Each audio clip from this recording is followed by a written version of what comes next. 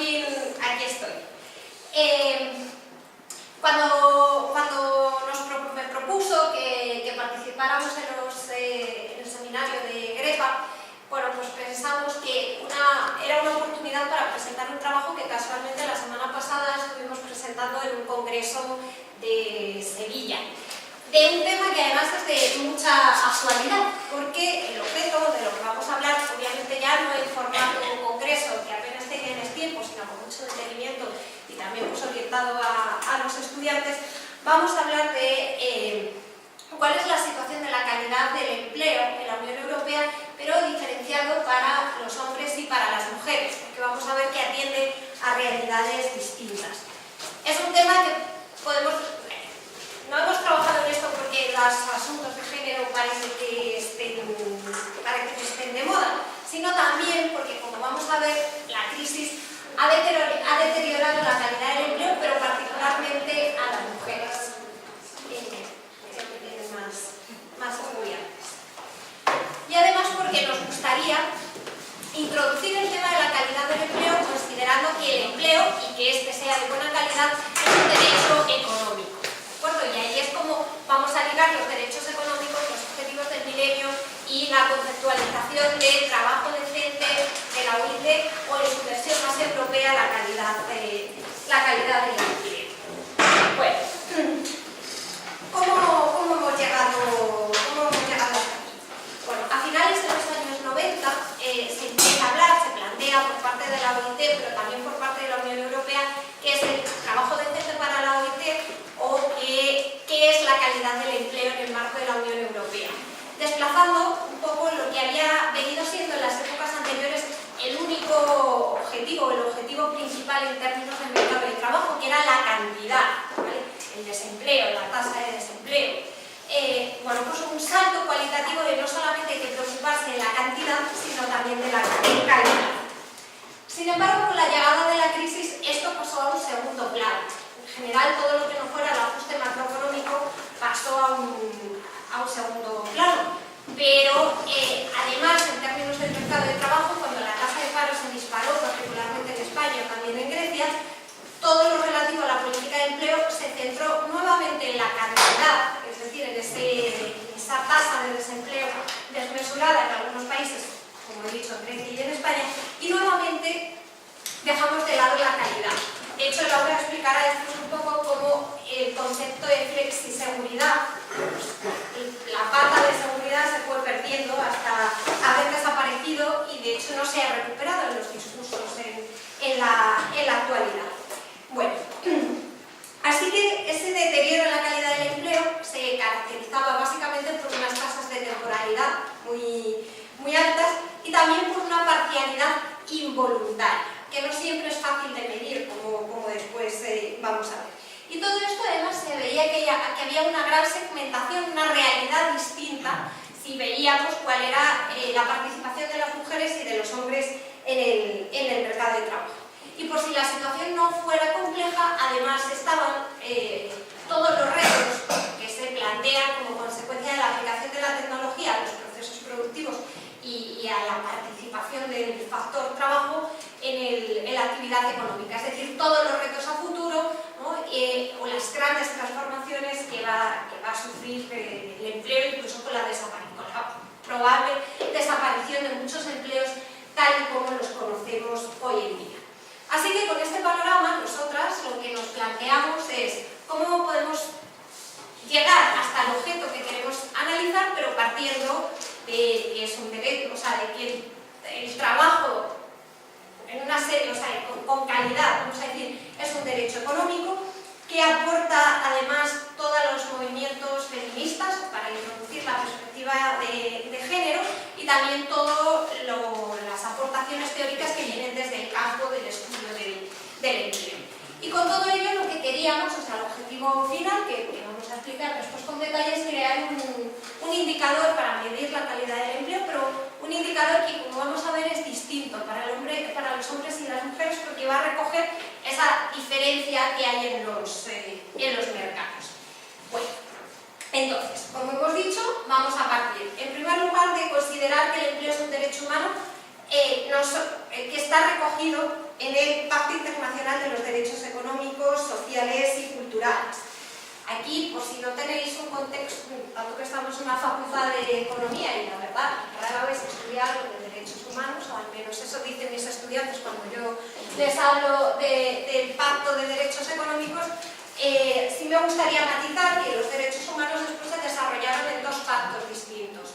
El Pacto Internacional de Derechos Económicos, Sociales y Culturales, que es al que yo me voy a referir, y la característica de este pacto es que no hay un tribunal internacional al que acudir en caso de violación, como si pudiera ser el Tribunal de la Haya. Otra cosa es que además podamos cuestionarnos la validez o no del Tribunal de la Haya, pero existir existe. Y que además en este caso, y a diferencia del Pacto de los derechos políticos, estamos hablando de derechos que por lo general, ¿cómo lo podría explicar?, cuestan dinero, ¿vale? Por ejemplo, dentro de este pacto está el derecho a la alimentación. Alimentar a la población es algo que el Estado, si decide hacerlo, bien con políticas de cualquier tipo, agrarias, de ayuda alimentaria, etcétera, etcétera, cuesta dinero. Frente a los derechos recogidos en el Pacto Internacional de Derechos Políticos, que por lo general, ¿vale?, los estudian particularmente esto, la diferencia que hacen es que no cuestan dinero, ¿vale? O sea, la libertad es, otra cosa es que tengan externalidades, por supuesto, ¿vale? Pero dejar libertad de opinión, por ejemplo, es una cuestión que no necesita una partida presupuestaria en el presupuesto nacional. Garantizar la alimentación, garantizar el empleo de calidad, garantizar un salario mínimo, como después vamos a ver que son derechos económicos, sí requieren de una contrapartida, ¿vale? Esa es una de las diferencias. Vamos a recoger, bueno, entonces, continuamos con esto. Dentro del Pacto Internacional de Derechos Económicos. Se aprueba en 1966, entra en vigor en 1979, ¿vale?, y está ratificado por todos los países de la Unión Europea. ¿Y cuáles son los artículos que particularmente nos interesan para el tema del mercado de trabajo? Bueno, pues básicamente en el artículo 3 se insiste, ¿vale?, os recoge un poco, lo ya he mostrado en la Carta de Derechos Humanos de 1948, que hay que asegurar en igualdad de condiciones todos los derechos económicos de este pacto a hombres y mujeres. Pero particularmente podemos ver los derechos referidos al mercado de trabajo. Por ejemplo, el artículo 6 se refiere al derecho al trabajo. Y aquí hace referencia a que el trabajo ha de ser elegido y aceptado libremente. Bueno, y básicamente a lo que se está refiriendo es a la ilegalidad, vamos a decirlo así, de los trabajos forzosos o de lo que se llama, el concepto que se recoge ahora es como la nueva esclavitud, ¿vale? Se estima que hay 40 millones de personas que en la actualidad trabajan en estas condiciones, y bien es cierto que como nos vamos a referir a la Unión Europea, bueno, después vamos a matizar que cuando hablamos de calidad del empleo no se refiere a la falta, ¿no?, de esta libertad para escogerlo o aceptarlo. Después, el artículo 7, por ejemplo, se refiere a las condiciones de trabajo equitativas. Y aquí, ¿qué recoge este artículo 7? Recoge, por ejemplo, que tiene que haber una remuneración que proporcione un salario mínimo a todos los trabajadores. Y estaríamos hablando de salario mínimo, una cosa que, por cierto, es de máxima actualidad en España. Y también se refiere a la necesidad de cumplir con unos requisitos de seguridad e higiene en el trabajo, y en este caso concreto se refiere a las horas de descanso, por ejemplo, a la limitación de las horas de trabajo con una jornada máxima, a unas vacaciones periódicas y pagadas, etc. También dentro de este derecho económico estarían las condiciones equitativas de trabajo, que como vamos a ver esto sí va a ser muy relevante para lo que nosotros... este ya lo he explicado ahora. El artículo 8 de libertad sindical, que como vamos a ver, esto va a ser muy relevante para el indicador que después vamos a hacer, porque porque de ese indicador, que va a estar compuesto a su vez por seis índices, uno, el quinto, va a estar referido y con datos vinculados a las instituciones del mercado de trabajo, la negociación colectiva y a los salarios. Aunque ahí también explicaremos después que tenemos un dato un problema para tener los datos diferenciados por sexo, porque no siempre están disponibles. Y bueno, y finalmente también como derecho humano, como derecho económico, estaría la necesidad, o sea, está el artículo 9 que se refiere al derecho a la seguridad social. Y esto va vinculado sin duda a tener un contrato formal.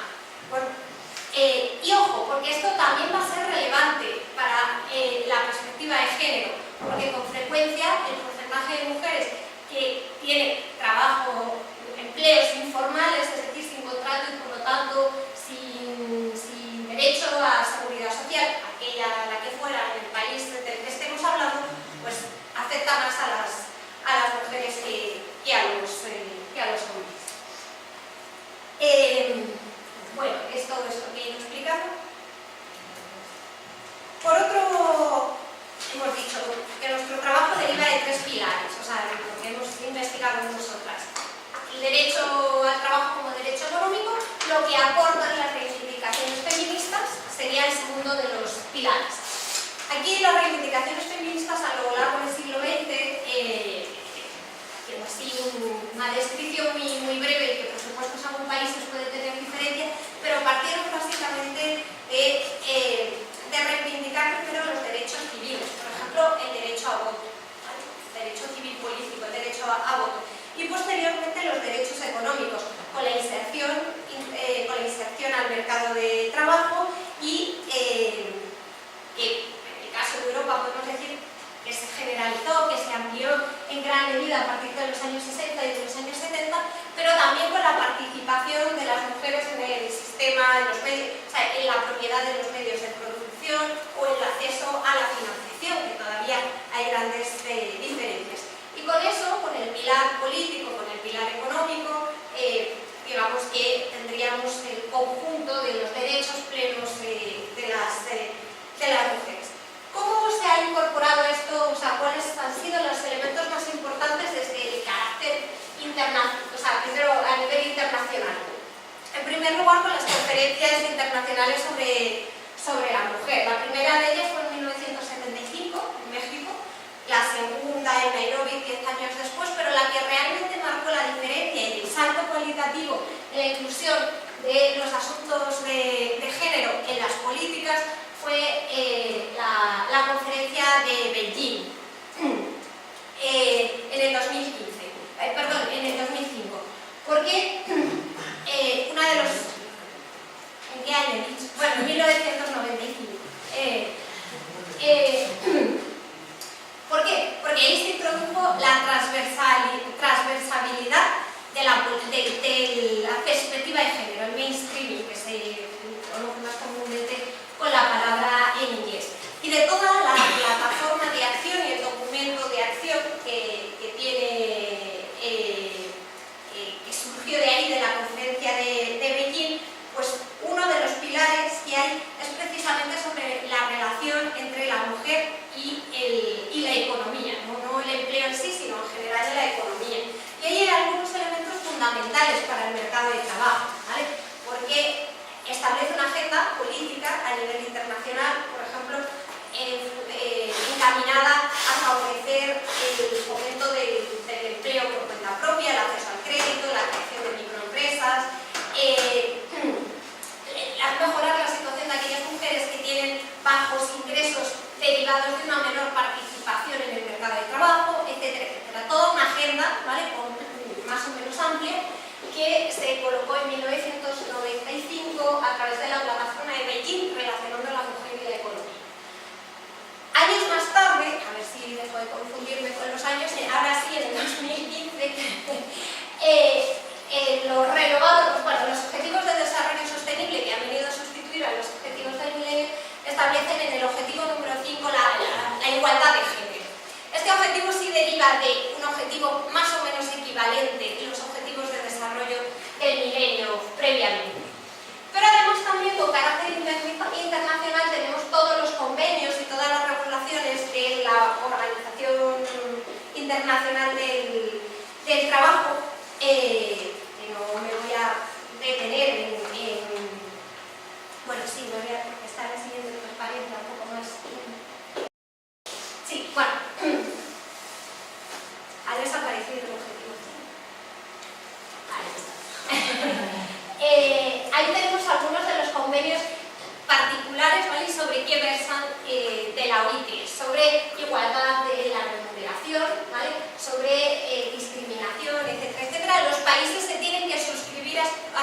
convenio, los tienen que ratificar. En términos generales, en la Unión Europea están ratificados, ¿vale? Pero esta no es la realidad si nos salimos de la Unión Europea. Y además también pues, la OIT ha establecido una agenda particular, en plan de acción sobre igualdad de género, y particularmente lo que a nosotros nos interesa, lo que a nosotras nos interesa para nuestro trabajo, es que tiene una recomendación relativa a que la igualdad de género en el mercado de trabajo es necesaria o es un eje central del trabajo decente. Bueno, ellos utilizan el concepto de trabajo decente, pero que aplicado a la Unión Europea sería el concepto de calidad del trabajo. Bueno, y ya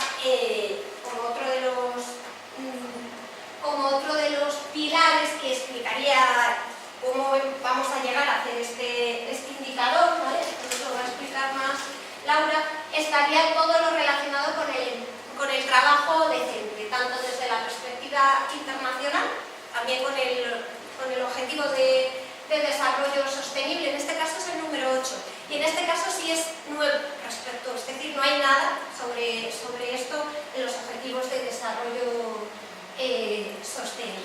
Pero bueno, esto... Ay, perdón. Es que Ángeles, los objetivos de desarrollo del milenio y los objetivos de desarrollo sostenibles son una mezcla. Sí. En realidad los objetivos del milenio son del año 2000, se plantearon con el objetivo del año 2015, pero como llegó la crisis, pues fueron un fracaso total. Y entonces en el año 2015 se renovó esta idea de los objetivos del milenio y se planteó este nuevo objetivo a largo plazo que se propuso 2030. Entonces en el año 2015 se plantean objetivos de desarrollo sostenible para alcanzar en el 2030. Habréis oído también esas que llaman así, Agenda 2030, es exactamente lo mismo. Entonces dentro de estos objetivos, como decía Ángeles, en los objetivos de milenio sí aparecía la idea de igualdad de género, no exactamente igual que los objetivos más recientes de desarrollo sostenible que tienen un objetivo específico sobre igualdad de género, y como decía, el que sí aparece nuevo respecto a los anteriores es la idea de trabajo decente. Es el número 8, que es trabajo decente y crecimiento económico. ¿Vale? No, pero déjame la leer. ¿Vale? Dentro de eso sería un poco donde nos situamos, esa idea de trabajo decente, que es una definición que acuñó la OIT en 1999. Desde entonces se utiliza por parte de la OIT, que es nuestra referencia cuando hablamos de un organismo internacional que habla del trabajo, pues es la Organización Internacional del Trabajo. Y entonces es en el año 99 cuando acuña este término de trabajo decente, que es un término muy amplio, que como decía antes Ángeles, se refiere más o tiene un concepto que abarca esa idea de lucha contra la esclavitud, contra el trabajo forzoso, con la trata ilegal. Entonces ese concepto de trabajo decente en términos internacionales es más amplio que el que nosotros utilizamos de calidad del empleo, que es el que se viene utilizando en la Unión Europea. La Unión Europea, como ya comentaba antes Ángeles, todas las políticas que hay sobre el empleo empiezan a surgir más con una perspectiva de cantidad de empleo, lucha contra el desempleo, y es en el año 1997 cuando se crea, es un punto clave porque es cuando se añade un título propio sobre el empleo en el Tratado de la Unión. En 1997, en el Tratado de Ámsterdam, se incorpora como título propio un título sobre el empleo, un capítulo sobre el empleo. Es decir, se le empieza a dar esa importancia y esa relevancia al empleo como un tema de interés para establecer las políticas oportunas desde la Unión Europea. Y empieza la Estrategia Europea de Empleo, con una perspectiva sobre todo de cantidad de empleo, pero cuando en la Agenda de Lisboa introducimos la idea de convertirnos en esa economía que alcance más y mejores empleos, es pleno empleo y de calidad. Estamos hablando ya de más y mejores empleos. Empieza ya a introducirse este concepto de calidad del empleo. En esos años, además, se generan los indicadores de Likert en el año 2003, que son una serie de indicadores que nos permiten medir la calidad del empleo. ¿A qué nos referimos cuando estamos hablando de calidad del empleo? Y ya aviso que en general, cuando hablamos de calidad del empleo, casi lo decimos al revés. Estamos utilizando indicadores que lo que nos miden es la poca calidad del empleo, porque hablamos de temporalidad, hablamos de empleo a tiempo parcial indeseado, entonces casi parece que lo medimos al revés, ¿eh? Pero son indicadores que en el caso de la EQE eran 10 indicadores que medían las 10 dimensiones que se consideraban fundamentales para entender qué significa la calidad del empleo, ¿vale? En la Estrategia Europea 2020, en el caso de la estrategia anterior, porque nos pilla la crisis en el año 2010, pues en el año 2010 planteamos una estrategia nueva a largo plazo, que es el 2020, donde, bueno, parece que se recupera un poco la idea de calidad del empleo, sobre todo con el pilar europeo de derechos sociales, que se aprobó en 2017, antes de ayer, prácticamente. Y entonces volvemos a introducir, volvemos a recuperar la idea no solo de cantidad, sino también de calidad del empleo.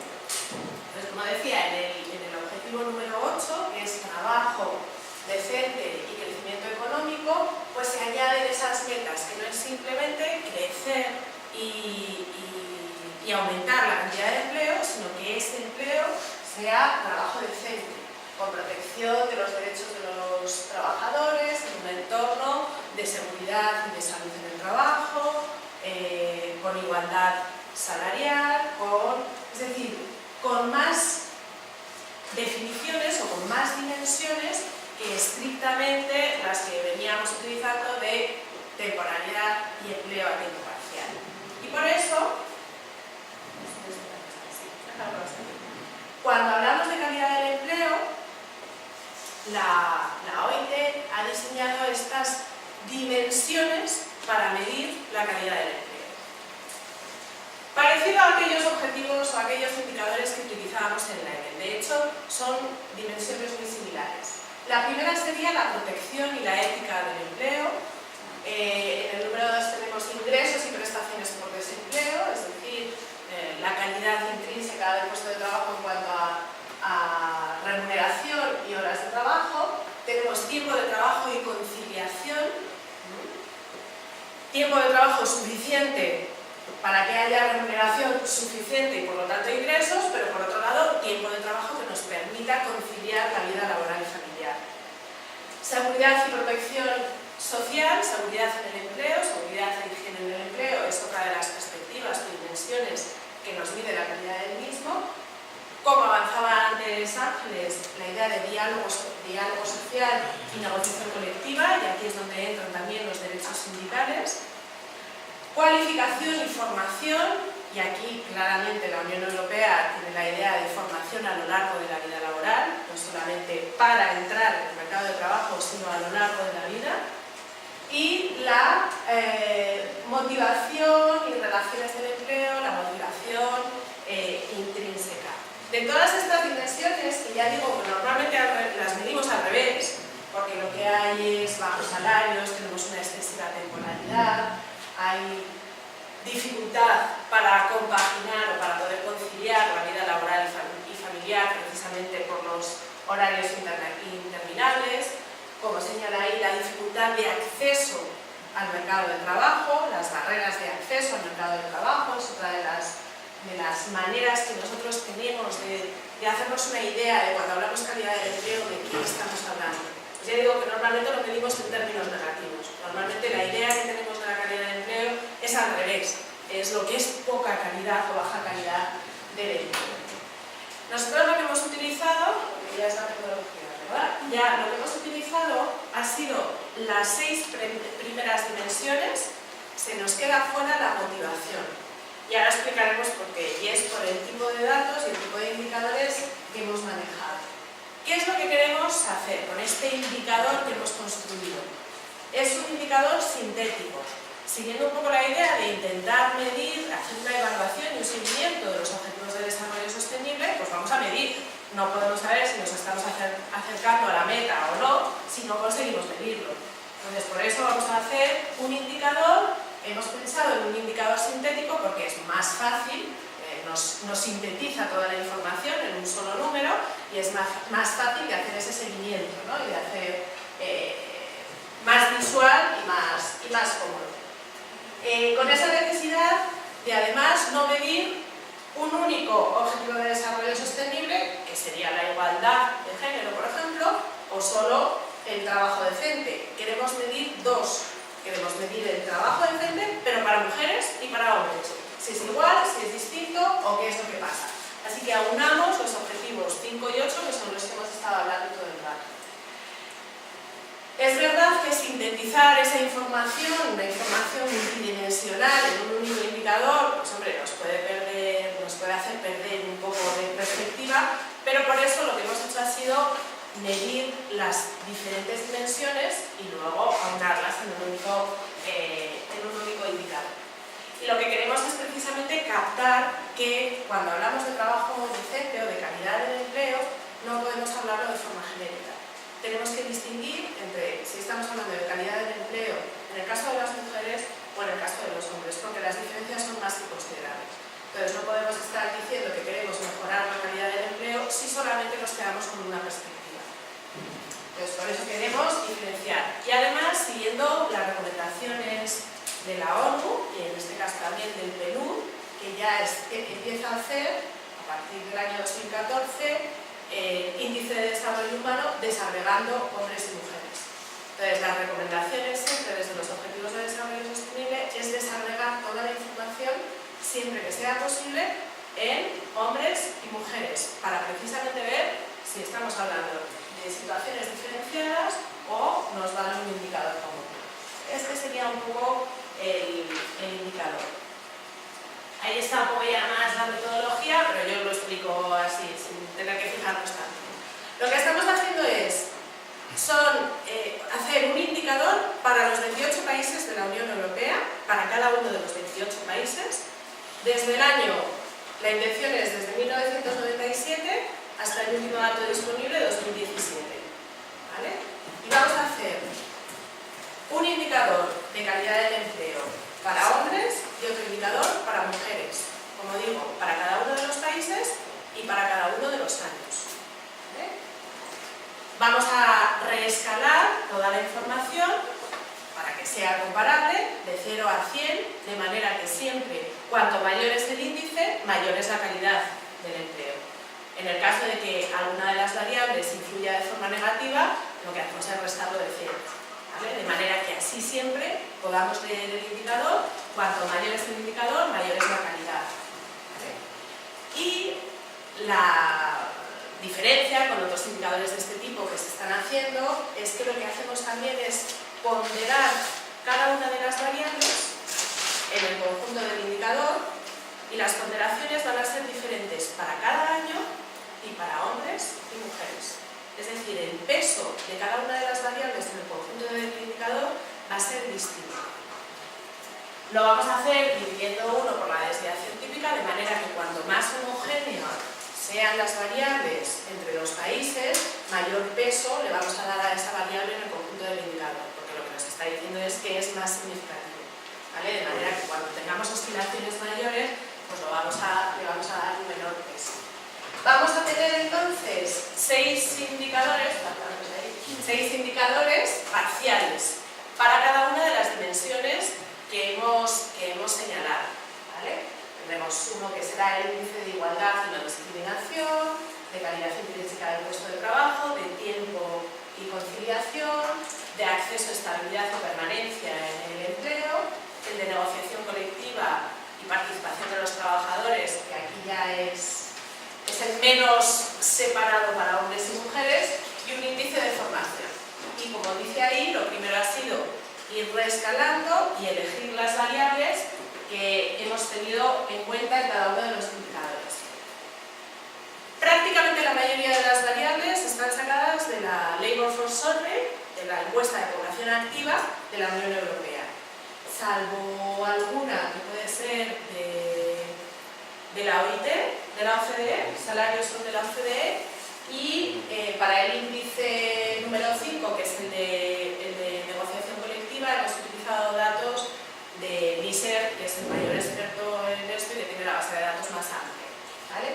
Lo que hacemos es utilizar todas estas variables, en el primer caso, por ejemplo, el índice de igualdad y no discriminación, como estamos midiendo igualdad, pues lo que estamos midiendo es en realidad brecha, ¿no? La diferencia entre las tasas masculina y femenina, pues de participación, actividad, tasa de empleo, estamos midiendo diferencias.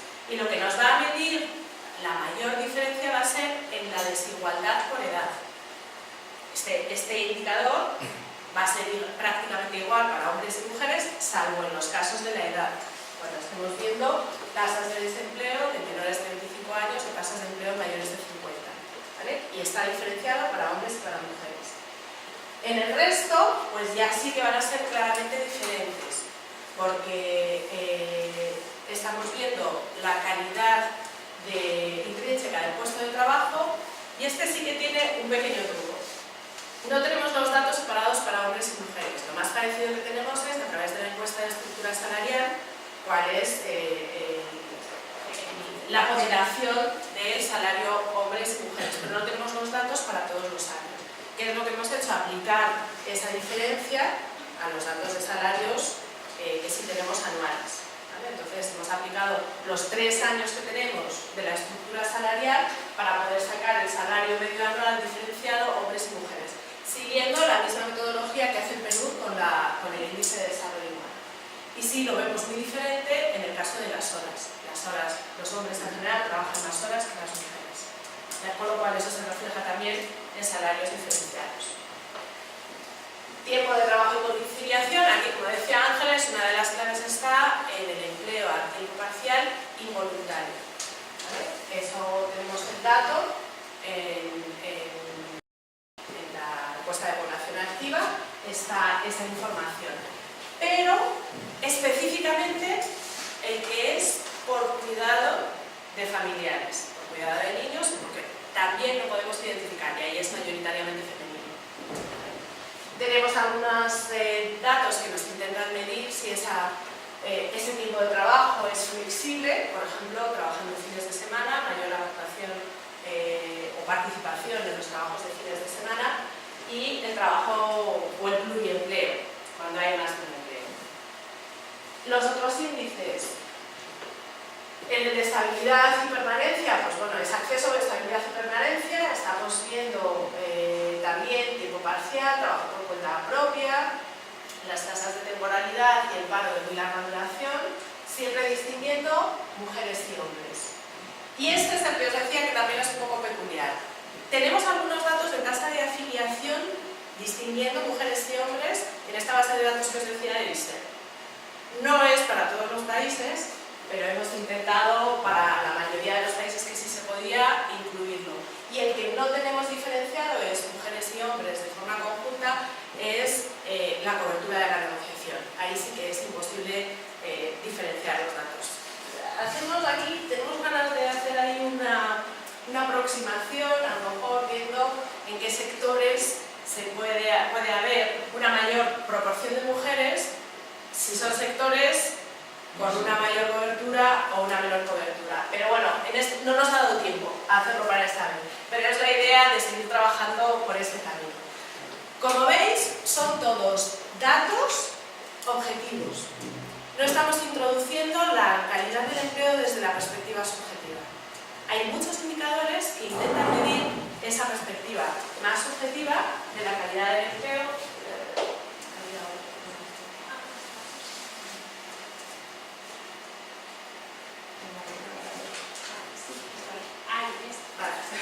Hay otros indicadores que son subjetivos, que lo que intentan medir es precisamente eso, la perspectiva de cómo estamos nosotros como trabajadores percibiendo la calidad del empleo.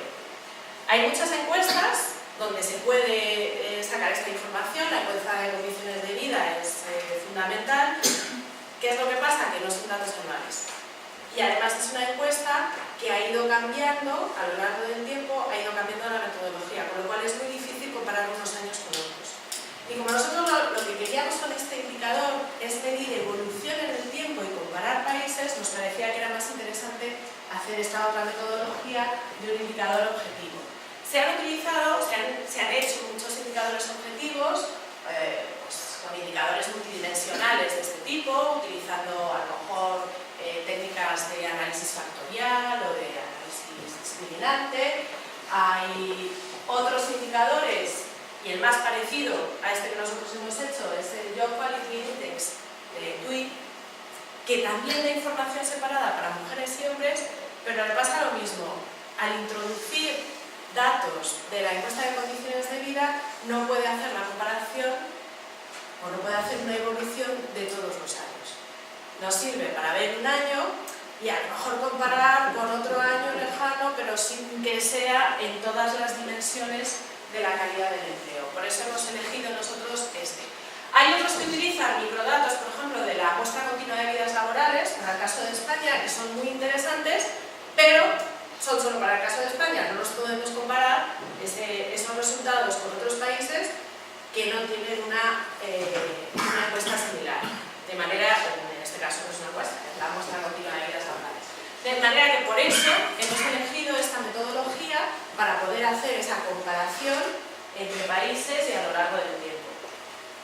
Vale, entonces los resultados que tenemos de este índice los vamos a ver por cada una de las 6 categorías que ha citado Laura, y luego vamos a ver el índice en su conjunto. La primera categoría hacía referencia al índice de igualdad y de no discriminación, y se medía en términos de brechas, ¿vale? Esto va a ser importante para después la explicación. En todos los datos que vamos a presentar ahora, de nuestro índice o de las 6 categorías y luego el índice conjunto, vamos a tener los resultados para hombres y los resultados para mujeres, que ya hemos dicho que lo hemos hecho aparte y además con ponderaciones distintas según años, según países. Estos son los resultados. Bueno, ¿qué podemos ver? Claro, son muchos años y muchos países. Hay que ir a identificar las tendencias o las cuestiones más importantes. Aquí hemos señalado 3 años, ¿vale? Aunque tenemos todos, que es el inicio del análisis de 1997, que además es cuando hemos dicho que en términos internacionales y para la Unión Europea empieza a ser relevante el tema de la calidad. En el 2007, justo inmediatamente antes de la crisis, y con los últimos datos que tenemos, que son el 2017. Bueno, ¿y qué grandes parámetros podemos sacar? En primer lugar, que hay una fuerte heterogeneidad dentro de la Unión Europea. No podríamos hablar de un mercado interior del trabajo, ¿vale? Un mercado común en términos de empleo. La realidad en términos de calidad, por ejemplo, si nos fijamos en las mujeres, entre Suecia, que sería aquel país con una mayor calidad para el indicador que estamos midiendo, ¿vale? En términos de igualdad y no discriminación, y Grecia, que sería el país con una peor situación, para mujeres es enorme, es muy elevada. Además, las diferencias son mayores en el caso de las mujeres que en el caso de los hombres. O sea, esa heterogeneidad se da entre países, pero es aún mayor si estudiamos el caso de las mujeres. Sí podemos encontrar una mejoría generalizada de este indicador para todos los países desde 1997 hasta la actualidad, con la única excepción de Grecia. ¿De acuerdo? Y bueno, pero también si entramos ya en el detalle de países y nos centramos en ver antes de la crisis o después de la crisis, también encontramos dinámicas distintas. La crisis ha afectado más a los hombres, ¿vale? En términos de calidad de empleo, pero evidentemente también en términos de destrucción de empleo. ¿Qué ocurre? Que como consecuencia de que la crisis ha afectado más a los hombres y nosotros estamos viviendo este indicador en términos de brechas, la brecha, si tengo una brecha, no deja de ser una diferencia. Si tenemos que la situación de los hombres era mejor, estaba aquí, la mujer aquí, y lo medimos en términos de brechas, la brecha se puede acortar porque mejoren los que están peor, es decir, las mujeres, o podemos hacer lo contrario, que de hecho es lo que ha pasado después de la crisis. La brecha es más pequeña, pero porque la situación de los hombres empeora. Bueno, así que, pues, ojo con los datos, ¿no? Esto, de hecho, le insistimos mucho a nuestros estudiantes cuando hablamos de brechas, o que sería lo equivalente cuando se habla de déficit público. Pues cuidado que el déficit puede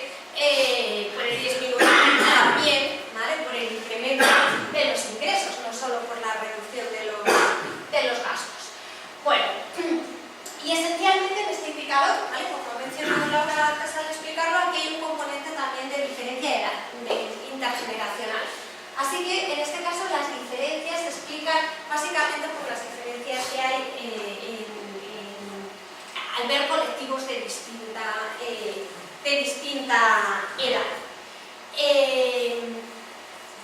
Bueno, en relación al segundo indicador, como ya ha mencionado Laura antes, se refiere a la calidad intrínseca del puesto de trabajo, o sea, las condiciones de empleo, básicamente en horas y salario. Bueno, ¿qué es lo que vemos aquí? Aquí, bueno, para empezar, vemos que para algunos países no tenemos datos, ¿vale? Porque Bulgaria, Croacia, Chipre, Malta y Rumanía no tenemos datos. En este caso, observamos, como casi siempre, pero según un indicador, que la calidad de los hombres es mayor. Podemos encontrar también una gran heterogeneidad entre países, pero además lo que en este caso nos ha llamado la atención es que esa heterogeneidad es mayor para el caso de las mujeres, ¿de acuerdo? Hay una mayor heterogeneidad para el caso de las mujeres. Y, sin embargo, o igual que un poco en la lógica de lo anterior, la calidad del empleo vemos que también se deteriora para los hombres de una forma generalizada si cogemos el conjunto del periodo, con la excepción de dos países, que eran Luxemburgo y Bélgica. Y atención, porque a partir de este indicador, Portugal a mí es el país que más me ha sorprendido. Bueno, y algún país del este. Bueno, básicamente Lituania, Letonia y Estonia, ¿vale? Porque Portugal pasa discretamente, no sale en la prensa, etcétera, etcétera, pero es un país que la verdad merece la pena analizar qué es lo que ha estado haciendo, porque es la excepción, primero, a cómo ha gestionado la crisis, pero eso tiene su repercusión también en términos del mercado de trabajo. Y vamos a ver cómo el impacto de la crisis en términos de calidad del empleo, ya lo veamos para los hombres o para las mujeres, siempre Portugal nos aparece ahí como un país atípico, que le pasa lo contrario de lo que podríamos esperar que le va a pasar. De hecho, Portugal, junto con Alemania, ¿vale?, el único país casi que se habla bien en el marco de la Unión Europea, son los únicos dos países que han revertido los efectos de la crisis en relación a la calidad intrínseca del empleo. Es decir, que la calidad cayó, o sea, se deterioró como consecuencia de en 2010, en 2008, 2009, pero que sí ha sido capaz de revertir esa situación, cosa que el resto de los países no lo han conseguido, entre ellos España. Y también, como en el caso anterior, no sé si esto ya lo he mencionado o no, hay una mayor heterogeneidad entre las mujeres.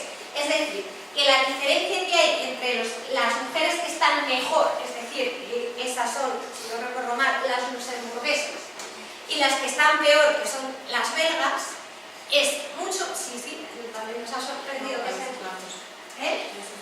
Los Países Bajos.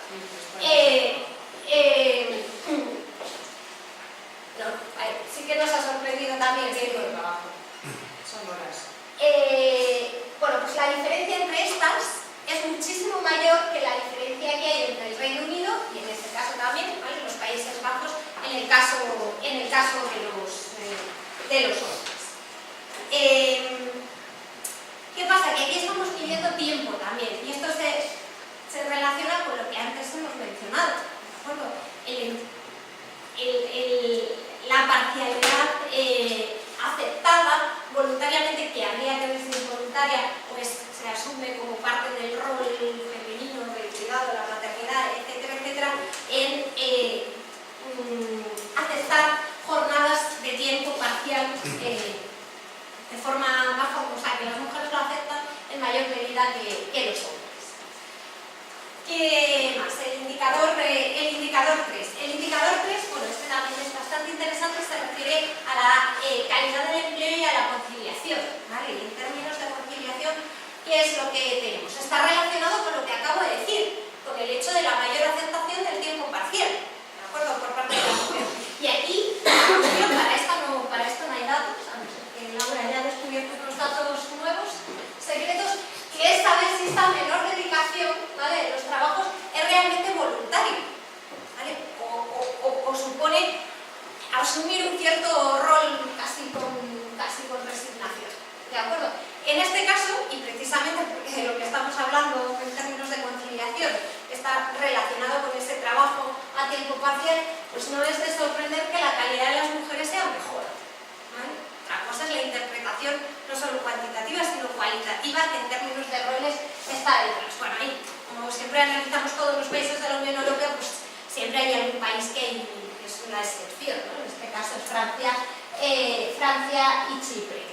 Y también sí podemos ver que hay una mejora en la situación, o sea, de este indicador,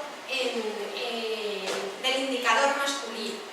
Bueno, pues que nos puede estar reflejando también los esfuerzos que se están haciendo en materia de política laboral, en este caso para facilitar la conciliación también de los hombres, ¿vale? Y del cuidado de la familia por parte de estos. Sin embargo, lo que nos llama la atención es que la situación de las mujeres está más o menos estancada. Se ha llegado a donde se ha llegado y no se observa una mejoría en esta situación. Después, el siguiente indicador hace referencia a un índice de calidad relacionado con el acceso, la estabilidad y la permanencia en el puesto de trabajo. Como siempre, pues lo vemos separado hombres y mujeres.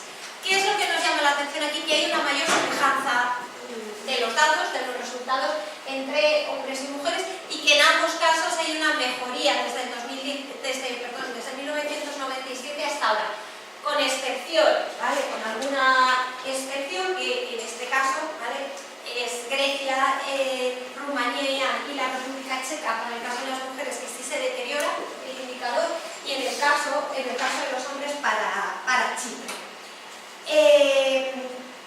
Y también aquí podemos ver los efectos de la crisis, ¿vale?, en términos que ha afectado a la intensidad de horas de trabajo, ¿vale?, y ha sido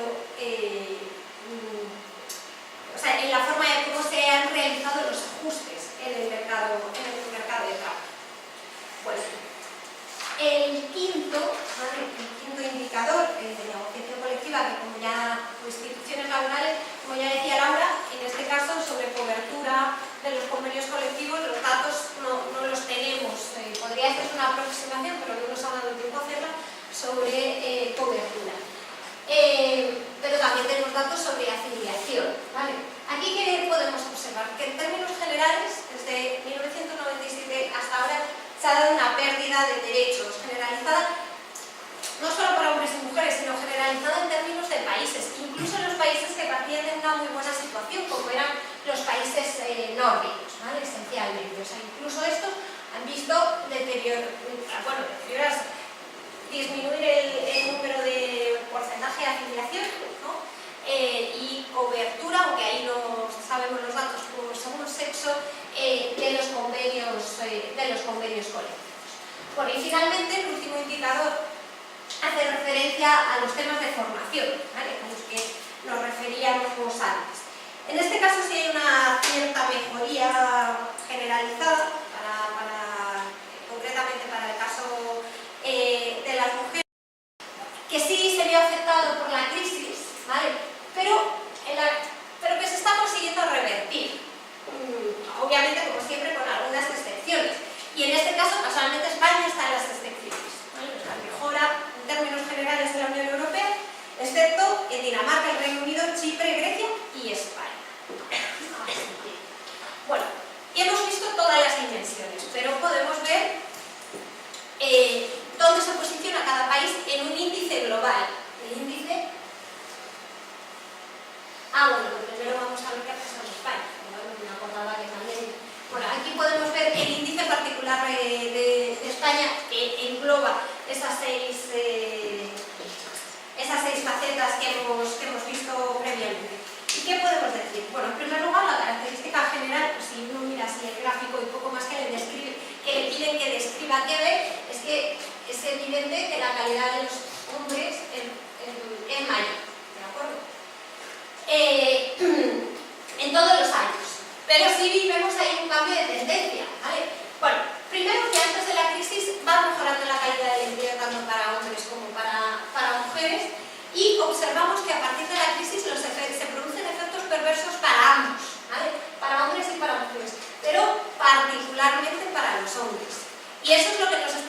cierre la brecha. Volvemos a insistir en cuidadito con por qué la diferencia entre ambos es ahora menor. No es porque la situación de quien estaba peor haya mejorado, sino porque quien estaba mejor, ¿vale? ha empeorado. Bueno, y ahora ya sí podemos posicionar, ver dónde está España en el conjunto de los países de la Unión Europea y bueno, comentar en general un poco los datos referidos para todos los países que hemos analizado. Ahí tenemos el índice general de calidad, la media en el periodo 2000-2017, desde el 2000, porque no tenemos datos desde 1997 para todos los países. ¿Y qué podemos observar así en términos generales? Bueno, primero, lo que ya veníamos mencionando, la heterogeneidad que existe, ¿no? entre los países. Pero vemos que es precisamente aquellos países, los países nórdicos particularmente, que tienen una mayor calidad en general, que tienen una mayor calidad del empleo, o sea, unos índices ya sea para hombres como para mujeres más próximos a 100, donde además de tener una mejor calidad del empleo, se caracterizan porque incluso es mejor la situación de las mujeres. En Finlandia, Dinamarca, Suecia, y con unos niveles más bajos, o sea, pero también donde la calidad del empleo femenino es mayor, en Eslovenia. Luego hay un conjunto de países que están ahí en torno a la media, también en torno a la media me refiero a que hay similitud entre hombres y mujeres, pero también en el medio de lo que puede ser la dispersión de calidad de países, ¿vale? Irlanda, Luxemburgo, algunos de los que tenemos aquí. ¿Y cuál es la otra gran característica que podemos ver? Que en aquellos países donde en términos generales la calidad del empleo es peor, ¿vale? Encontramos un indicador más bajo de este índice que hemos calculado. Bueno, pues estos países con vamos a decir, peor situación de su mercado de trabajo, se caracterizan porque la diferencia entre hombres y mujeres es mayor. Es el caso de Grecia, ¿vale? Por ejemplo, como caso paradigmático, pero ahí tenemos a España también. ¿Dónde está España? En una situación, no en una situación tan dramática, por decirlo de alguna forma, como Grecia o como Polonia, pero también lo tenemos en ese lado del cuadrante y en esa parte media-baja. Con lo cual, ¿qué conclusiones podemos sacar? Bueno, no vamos a sacar conclusiones de política económica o de política del mercado de trabajo, porque pensamos que esto, pues, como Julián nos dijo, que habláramos una hora, que estamos a punto de cumplir, o sea, que hemos sido responsables, y que luego era media hora para el debate, pues no hemos entrado en eso.